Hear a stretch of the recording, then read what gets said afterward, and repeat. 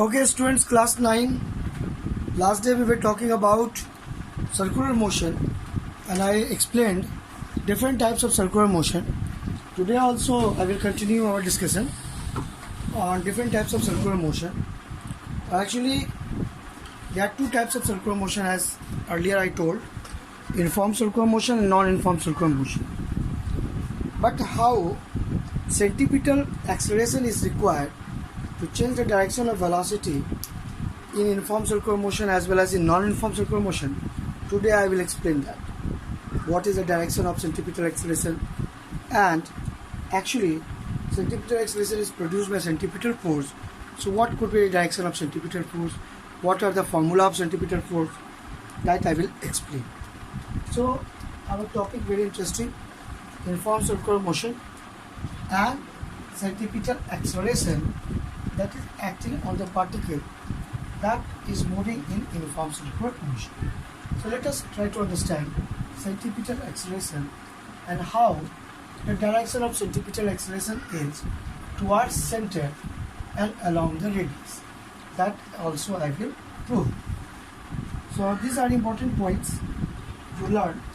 Otherwise, in circular motion, generally in numerical problem, one simple formula: V is equal to 2 pi r by t, where capital T is time period of revolution. That means the time taken to complete one revolution. Okay. On that basis, you can solve many problems.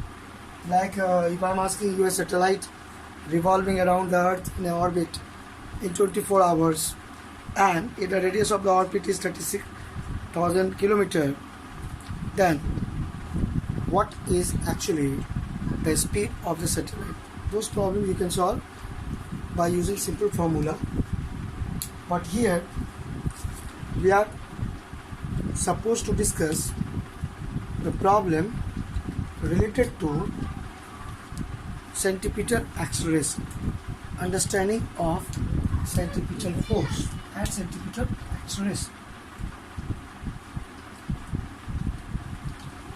Uniform circular motion. Now say, think that any object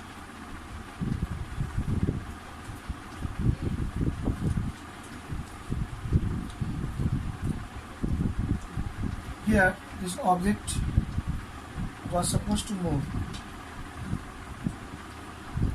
in circular path again and again, and maybe at any instant the object was at point A.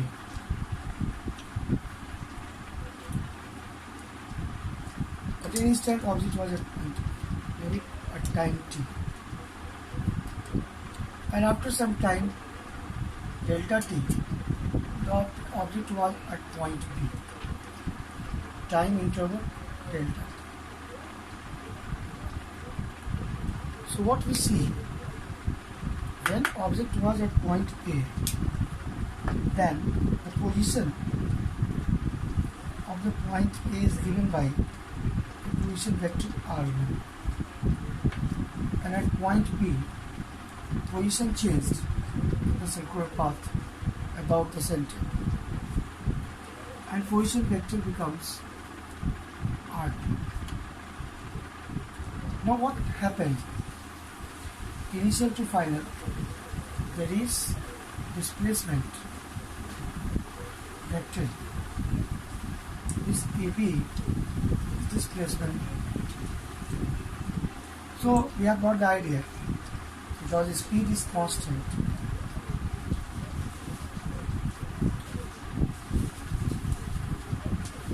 So that is uniform circular motion.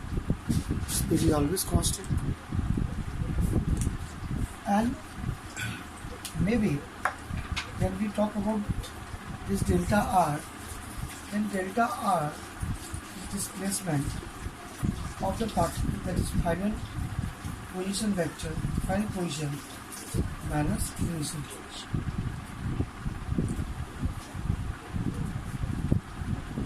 If you are talking about the direction of velocity, that is our main concern.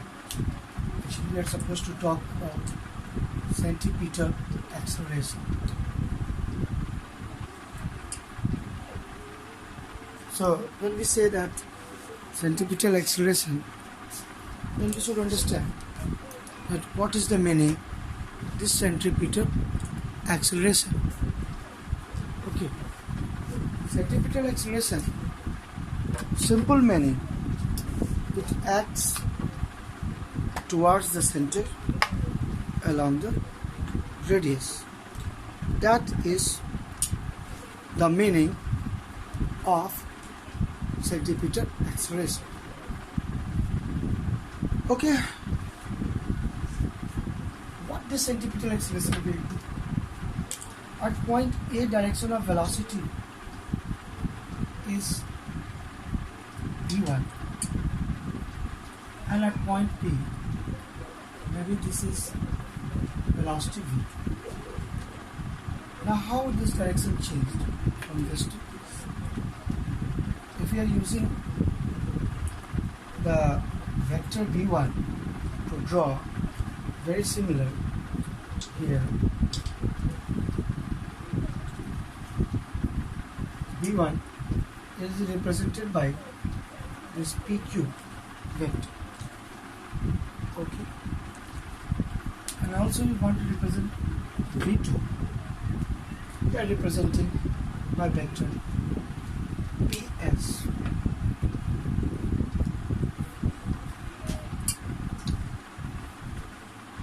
Now you see what we see here.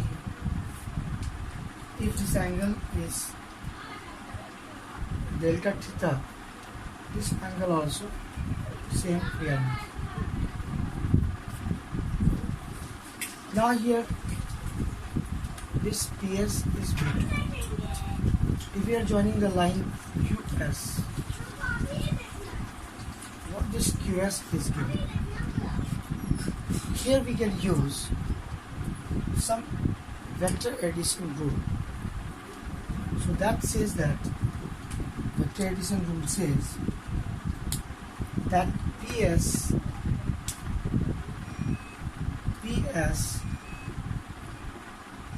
plus QS is, okay, this is PQ, sorry, it is PQ plus QS is equal to PS. So if we are putting QS, then it will be PS minus PQ. And what is PS? It is V2. What is PQ? It is V1. So we see that QS represents change in velocity. So change in velocity, that we see. So delta V is actually, that is QS. So when we see about change in velocity, that is represented by QS. Now to find the acceleration acting, the direction of acceleration, we have got a formula. What formula? Acceleration is always change in velocity by the change in time interval. We call it average acceleration. So average acceleration delta V by delta.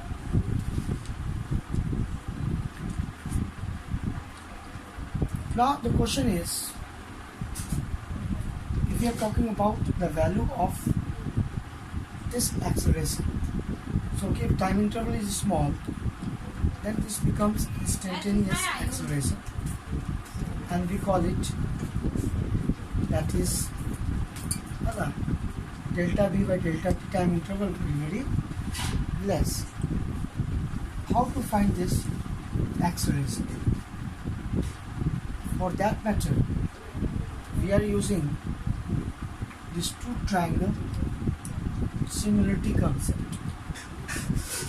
Okay, these two are similar triangles. How how these two triangles are similar? Because V1 is equal to V2 is equal to V. The speed is same.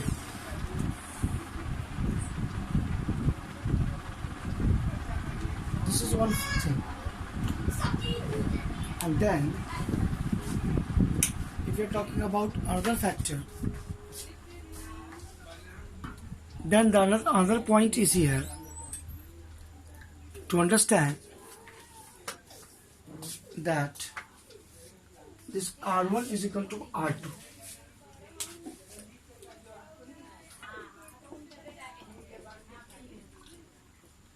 Is equal to R. So these two triangles are similar triangles. Okay, these two triangles are similar triangles. Triangle OAB similar to triangle PQS, and there is ratio of corresponding sides same.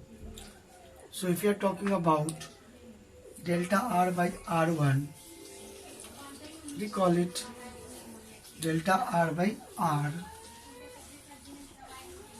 delta V by V.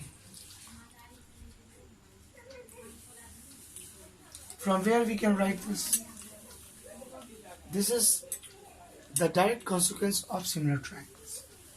If these two triangles are similar, OAB and PQS, the ratio of the sides will be same. What ratio of the sides? Here, ratio of the sides, we can say corresponding sides. Okay, ratio of the corresponding sides will be same. So we can say ratio of the corresponding side, that means AB by OA, okay, is equal to QS by PQ.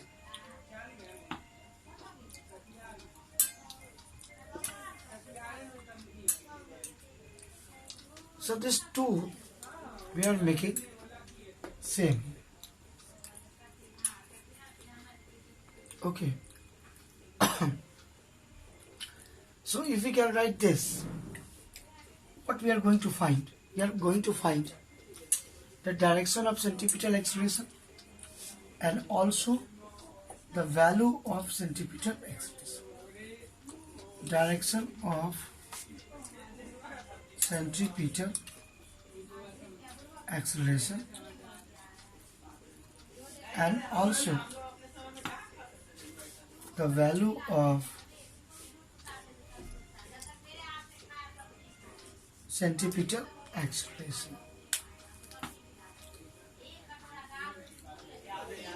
Value of centripetal acceleration.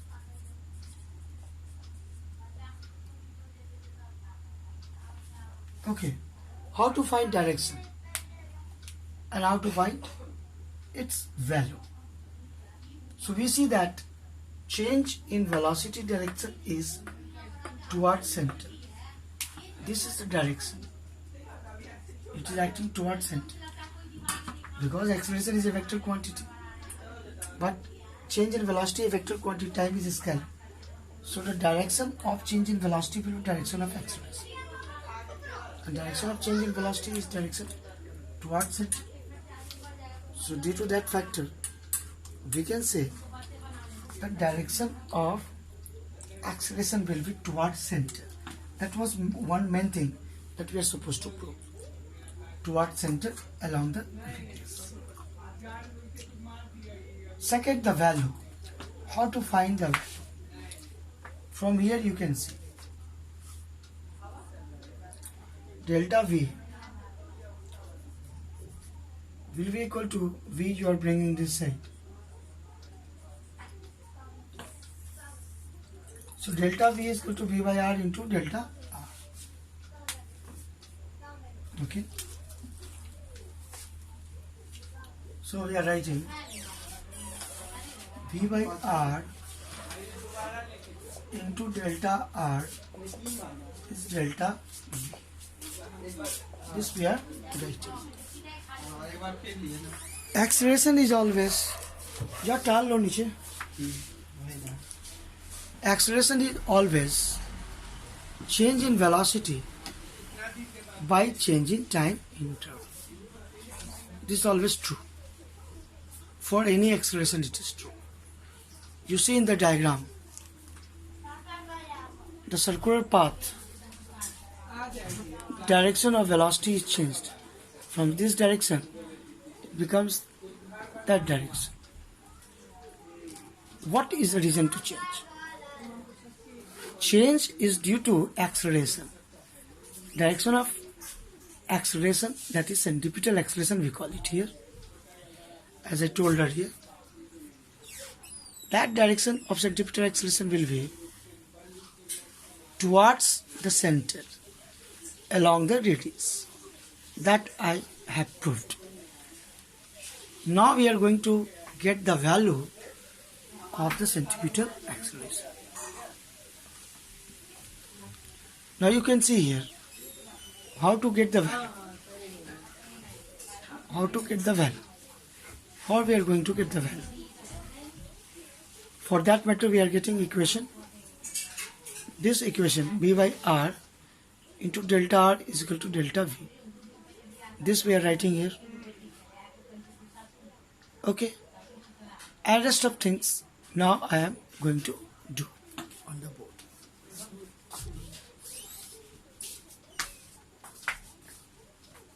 Okay, you can see delta V by R into delta R, dividing both sides by time.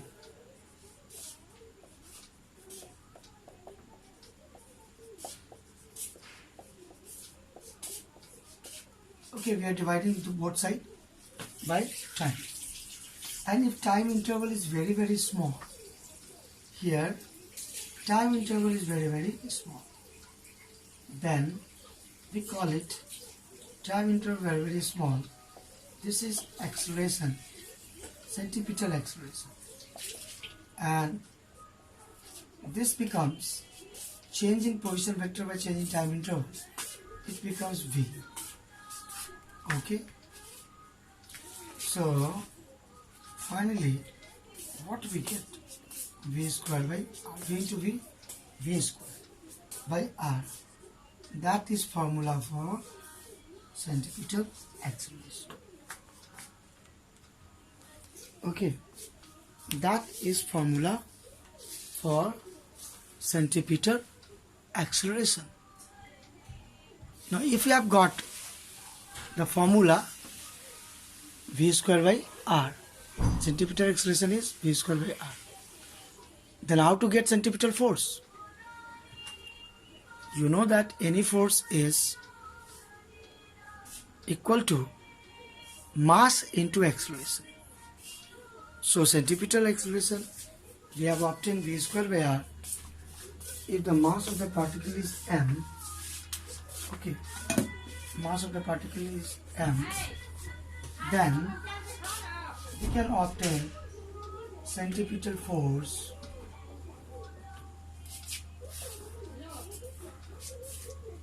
Fc equal to mass into centripetal acceleration.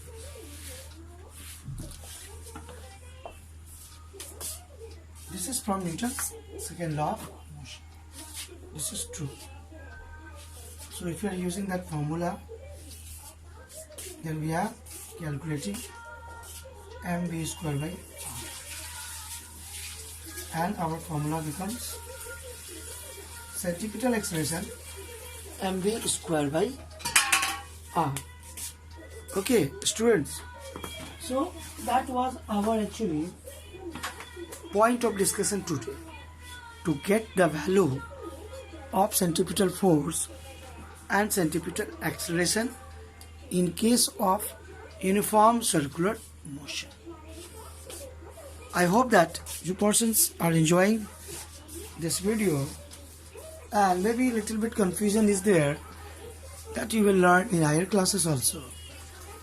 Different types of circular motion, how this formula m square by r could be used for different purposes.